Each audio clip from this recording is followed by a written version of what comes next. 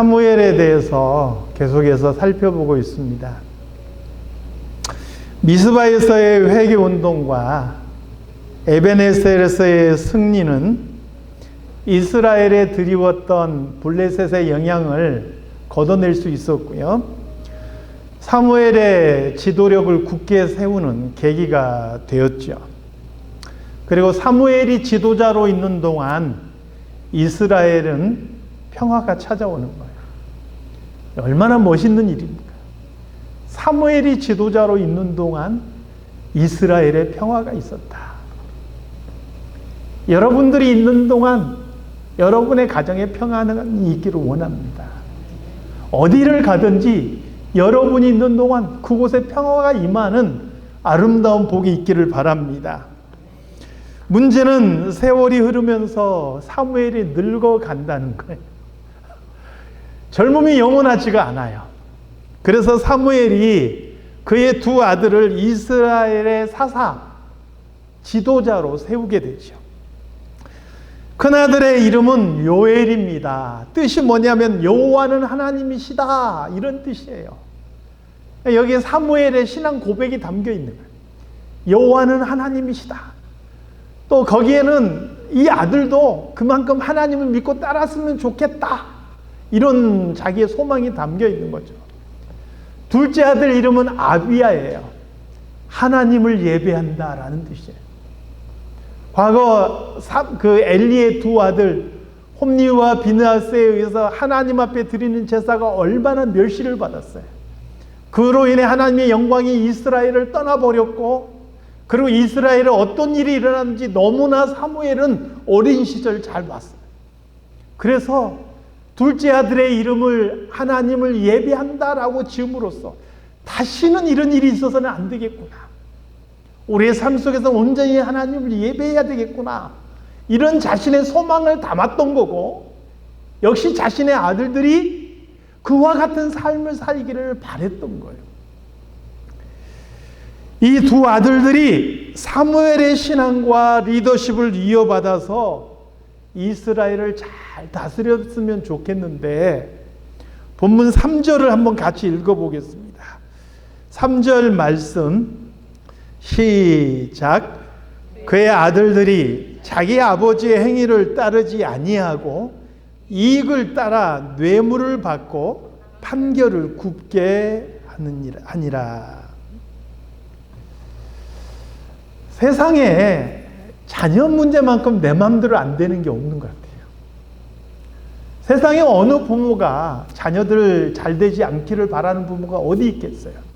다 잘 됐으면 좋겠고, 때가 됐으면 대학 들어가고, 때가 됐으면 취직하고, 때가 됐으면 결혼하고, 애들 잘 낳고 알콩달콩 다 잘 살기를 바라는 게 모든 부모의 꿈이요 소망이에요. 그런데 내 마음대로 잘 안 돼요. 자녀들 문제만큼 내 마음대로 안 되는 거예요. 여러분, 혹시 우리 가운데 자녀 문제로 고민하는 사람이 있습니까? 사실 원래 내 마음대로 안 되는 문제예요, 그게. 성경에 보니까 모세같이 위대했던 지도자도요, 그 모세의 신앙이 이대를 못 넘어가더라. 모세의 손자는 우상의 제사장이 돼버려요. 얼마나 어이없는 일이에요. 아론의 두 아들들도 마찬가지예요. 그냥 술 취하고 그냥 성전에 들어갔다가 불에 타 죽잖아요. 우리가 이미 살펴본 엘리의 두 아들들은 어떻습니까? 그리고 오늘 우리가 읽고 있는 사무엘의 두 아들들은 또, 이들이 제사를 멸시하지는 않았는데, 여러분, 통치 행위 중에서 정말 중요한 것이 뭐냐면 재판이에요. 그래서 왕이 있기 전에 이스라엘의 지도자들을 사사라고 한 이유가 있어요. 사사의 의미가 바로 재판관이라는 뜻이잖아요. 영어로는 저주라는 단어를 써요. 그만큼 재판이 통치 행위에 있어서 중요한 거예요. 왜냐하면 재판이라는 것은 옳고 그름을 분별하고 판결하는 거잖아요. 그래서 그 재판을 통해서 옳은 것을 세우고 그른 것을 벌하는 게 재판의 의미고, 그것을 통해서 하나님의 뜻이 이 땅에 온전히 세워지는 방법이었어요. 얼마나 재판이 중요한지 몰라요. 그런데 이스라엘의 사사로 세워진 이 두 아들들이 이 재판을 굽게 했다는 거예요. 이익을 따라서 뇌물을 받고 판결을 굽게 했다. 얼마나 심각한 잘못을 저질렀는지 모르는 거예요. 사무엘의 아들들만 그런 게 아니에요. 다윗의 아들들 보세요. 기가 막히잖아요. 형제가 형제를 막 죽이고요. 그리고 아들이 아버지를 향해서 반역 일으키고요. 그 중에서 가장 나았던 솔로몬도 말년에 어떻게 되는가? 말년에 첩을 그냥 1000명을 두고 수많은 우상을 이스라엘에 들여오잖아요. 그런 거 보면 자녀들이요, 이 세상에서 대단한 성공자가 아니더라도 믿음 안에서 정말 잘 살아가고 자기 할 일 하고 있는 것 자체만으로도 여러분 복인 줄 믿으시기 바랍니다. 여러분의 자녀들이 건강하게 살아가고 있습니까? 사건 사고 없이 건강하게 살아가고 있다면 그것도 큰 복인 줄 아시기 바랍니다. 오늘 사무엘의 두 아들들이 재판을 굽게 함으로써 이스라엘에 세워졌던 하나님의 법이 흐려지게 된 거예요. 이렇게 되니까 이스라엘의 장로들이 모여서 사무엘을 찾아와서 요구를 하게 되죠. 무엇을 요구합니까? 5절 말씀을 보세요. 5절 말씀 함께 읽겠습니다. 자, 시작. 그에게 이르되 보소서 당신은 늙고 당신의 아들들은 당신의 행위를 따르지 아니하니 모든 나라와 같이 우리에게 왕을 세워 우리를 다스리게 하소서 한지라. 이스라엘 장로들이 당신의 아들들은 지도자의 자질이 없으니 우리에게도 왕을 세워주시지요, 이렇게 요구했다는 거예요. 사무엘은 이 요구를 기뻐하지 않았죠. 왜냐하면 이들의 요구 자체를 하나님께서 기뻐하지 않으셨기 때문에 그래요. 왕을 요구한 것이 잘못된 겁니까? 그렇지는 않습니다. 왕을 요구한 것 자체가 잘못된 건 아니에요. 하나님께서도 이스라엘에 왕을 세우실 뜻이 있음을 이미 밝히셨어요. 신명기 17장 14절에서 20절에 보면 너희들이 다며 왕을 세울 때 왕은 이러이러해야 된다라는 왕에 대한 규범이 있는 것을 보게 돼요. 이미 수백 년 전에 하나님께서는 장차 이스라엘에도 왕이 세워져야 된다 하는 것을 아시고 이미 왕에 대한 규범을 주셨다고요. 그러므로 이스라엘 백성들이 왕을 요구한 것 자체가 문제가 된 건 아니에요. 무엇이 문제입니까? 동기가 문제. 항상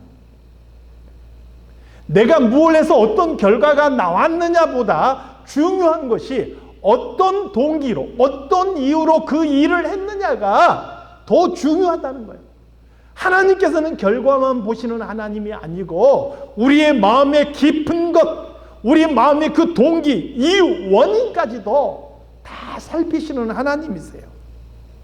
조금 전에 읽은 5절 말씀에 보니까 이스라엘이 왕을 세운 동기가 이렇게 나와 있어요. 모든 나라와 같이 우리에게 왕을 세워 우리를 다스리게 하소서. 이것은 오늘 본문 이후에 나오는 20절에도 다시 한번 강조되고 있습니다. 20절 말씀 같이 한번 읽어볼까요? 시작. 우리도 다른 나라들 같이 되어 우리의 왕이 우리를 다스리며 우리의 앞에 나가서 우리의 싸움을 싸워야 할 것입니다. 이 말씀에 보니까요, 우리란 말이 굉장히 많이 나와요. 우리도, 우리의 왕이 우리의 앞에 나가서 우리의 싸움을, 여기에 하나님은 완전히 배제되어 있는 거예요. 이스라엘 백성들이 가만히 보니까 주변의 모든 나라들은 왕이 있어서 그 왕이 백성을 다스리면서 적이 쳐들어왔을 때 왕이 대신 나가서 그들을 싸워 그들을 지켜주는 거예요. 그게 너무 좋아 보이는 거예요. 이스라엘은 어떤 삶을 살고 있습니까? 특별히 군대가 없어요. 적이 쳐들어오면 그때 사람들을 모아서 나가는데, 그것의 핵심은 뭐냐면 이스라엘의 군대가 이스라엘을 지키는 게 아니고 하나님께서 이스라엘의 군대가 되어서 그들을 지켜주신다는 거예요. 그러므로 이스라엘은 하나님을 의지하고 하나님만을 섬기면 돼요. 그러면 하나님께서 그들을 다스리시고 하나님께서 그들을 지켜주시는 거예요. 왜요? 하나님께서 그들의 왕이 되어 주시니까. 이스라엘 백성들에게서 보이지 않는 하나님을 의지하며 산다는 것은 너무 불안한 거예요. 하나님이 보이지 않는데 그 하나님을 의지하며 사는 게 하루하루가 불안한 거예요. 그런데 다른 나라들을 보니까 강력한 왕이 힘을 가지고 군대를 가지고 그들을 지켜주는 거예요. 그런 왕이 우리를 지켜주고 우리를 대신해서 싸워주면 얼마나 마음이 든든할까, 그런 생각을 한 거예요. 아까도 말씀드렸지만 이스라엘 백성들이 이제 굉장히 그 수가 많아지고 또 사회가 복잡하면 왕정 제도는 당연히 도입돼야 돼요. 왕이 세워져야 되고 그 밑에 신하가 세워지고, 그래서 각 나라, 각 지방을 다스리고, 이런 제도는 당연하게 도입돼야 돼요. 그래서 하나님께서 이미 왕에 대한 규범을 말씀하셨다 그랬어요. 그러나 이스라엘이 지금 왕을 요구하는 것은 그럴 필요성이 있기 때문이 아니라는 거예요. 그들이 왕을 요구하는 것은 보이지 않는 하나님을 의지하고 사는 것은 불안하다는 거예요. 그래서 좀 눈에 보이는 강력한 힘을 가진 왕을 의지하며 살고 싶다라는 마음인 거예요. 그냥 내 눈에 보이는 강력한 대상을 의지하며 살아가는 것이 마음 편하겠다는 소리죠. 여러분, 보이지 않는 하나님보다 눈에 보이는 강력한 힘을 가진 그 대상을 의지하며 살아가는 것, 이걸 우리는 뭐라고 이야기합니까? 이걸 우리는 우상이라 이야기하는 거예요. 하나님이 눈에 보이지 않으니까 눈에 보이는 대상을 찾는 거예요. 그 대상을 의지하고 그 대상을 따르고 그 대상을 숭배하며 살아가는 거, 이게 바로 우상 숭배인 거예요. 그래서 하나님께서는 이 이스라엘의 요구에 대해서 뭐라고 말씀하십니까? 7절 말씀을 보겠습니다. 7절 말씀. 자, 시작. 여호와께서 사무엘에게 이르시되 백성이 내게 한 말을 다 들으라. 이는 그들이 너를 버림이 아니요 나를 버려 자기들의 왕이 되지 못하게 함이니라.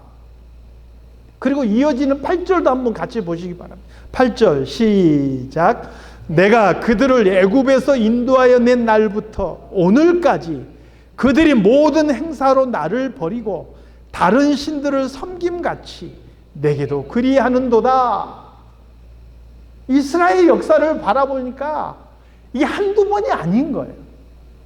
하나님께서 크신 능력으로 그들을 애굽 땅에서 건져내셨고 홍해를 가르시고 그 바다를 육지처럼 건너게 하셨어요. 그리고 그들이 시내산에 머물면서 모세가요, 몇 달, 몇 년도 아니고 딱 40일 동안 자리를 비웠어요. 뭐 하려고요? 하나님의 율법 받으려고 시내산에 올라간 거예요. 그 40일 동안 무슨 일이 벌어졌어요?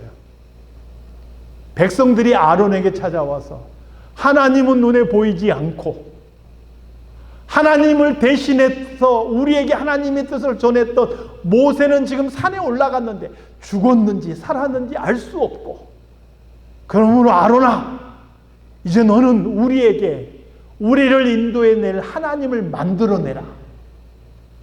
눈에 보이지 않는 하나님, 우리가 불안하니까 눈에 보이는 하나님을 만들어내라는 거예요. 그래서 그들이 금기고리를 모아서 그것을 녹여가지고 조각도로 새겨서 만들어낸 게 뭡니까? 430년 동안 애굽 땅에서 그들이 살면서 애굽 사람들이 그토록 섬기는 것을 많이 보았던 금송아지예요. 그 금송아지를 만들어 놓고 그들이 춤을 추면서 외쳤어요. 이스라엘아, 이것이 너희를 애굽 땅에서 인도해낸 너희 하나님이다. 이스라엘의 행사가 그랬단 말이에요. 가나안 땅에 들어와 살면서도 여전히 그들은 그 땅에 있는 바알과 아스다로스를 섬기면서 하나님을 속히 떠나는 모습을 보게 되는 거예요. 미스바 회개를 통해서 에베네셀의 하나님이 그들을 어떻게 도우셨는지 그들이 체험했음에도 불구하고 여전히 하나님은 불안하다는 거예요. 그러므로 우리가 믿고 의지할 대상 왕을 세워달라 이렇게 요구하고 있는 거예요.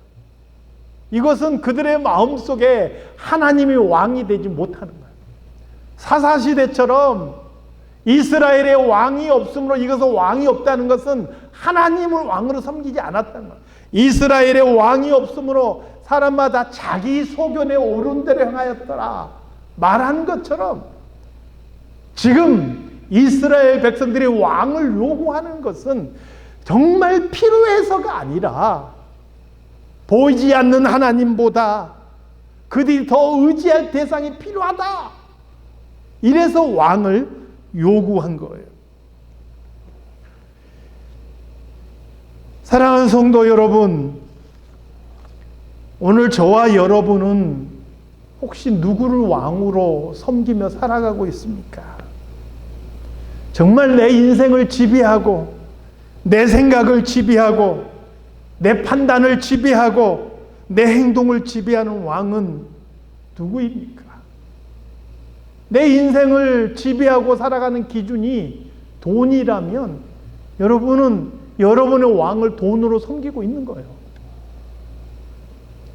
적어도 우리가 신앙인이라면 하나님이 우리의 삶의 기준이 되어야 될 줄로 믿습니다. 하나님이 저와 여러분의 왕이어야 한다는 거예요. 다윗 왕의 위대한 점이 그거예요. 다윗이 실수가 있었고 그도 죄를 지었고 하나님 앞에 범죄하여 눈물로 회개하는 그런 모습들을 보이지만 성경이 그를 위대한 왕으로 꼽는 이유가 뭐냐? 그는 자신이 이스라엘을 다스리는 왕이었지만 단 한치라도 하나님이 자신의 왕이라는 것을 잊어버리지 않았다는 거예요. 시편 145편 1절 말씀 우리 함께 읽겠습니다. 시편 145편 1절 시작. 왕이신 나의 하나님이 내가 주를 높이고 영원히 주의 이름을 송축하리이다. 다윗이 나라를 다스렸지만 다윗 왕국인 것 같지만 그 나라가 하나님의 나라일 수 있는 이유는 뭐냐? 다윗이 하나님을 왕으로 섬겼고 하나님의 뜻이 다윗을 통해서 그 땅에 이루어질 수 있었기 때문에 그 나라가 하나님의 나라인 거예요.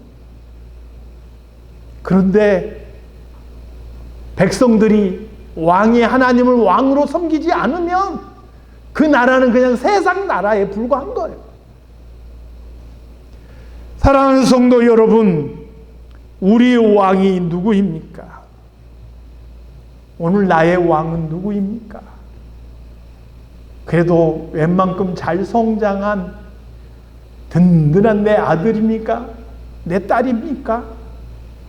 아니면 내가 아는 사람 중에 세상적으로 권력을 가진 그 어떤 사람입니까? 아니면 그래도 내가 젊은 시절에 모아놓은 내 재력입니까? 사랑하는 성도 여러분, 그 모든 것들은 사실은 영원한 것도 아니고 나의 왕이 될 수 없는 거예요. 독생자 아들 예수 그리스도를 이 땅에 보내셨고 그 아들을 십자가에 내어주시기까지 우리를 사랑하신 하나님 아버지, 바로 그분이 저와 여러분의 왕이신 줄로 믿습니다. 우리의 남은 생애 동안 다윗이 고백했던 것처럼 왕이신 나의 하나님이여, 내가 주를 높이고 영원히 주의 이름을 내가 찬양하며 살겠습니다. 이게 오늘 저와 여러분의 고백이 될 수 있기를 우리 주님의 이름으로 축원합니다. 기도하겠습니다. 하나님 아버지, 이스라엘이 하나님을 왕으로 섬기지 못하고 눈에 보이는 인간 왕을 요구하는 모습을 보게 됩니다. 우리도 살아가면서 보이지 않는 하나님보다 눈에 보이고 내 가까이 있는 어떤 대상을 의지하며 살아가고 있지 않은지 우리의 모습을 한번 돌아보기를 원합니다. 하나님, 보이지 않아도 우리와 함께 하시고 우리가 느낄 수 없어도 우리를 위해서 일하시는 하나님을 우리가 의심치 않게 하여 주시고 그 하나님을 나의 왕으로 섬기고 믿고 따라갈 수 있는 우리 모든 성도들이 다 되게 하여 주시옵소서. 거룩하신 예수 그리스도 이름으로 기도드리옵나이다. 아멘.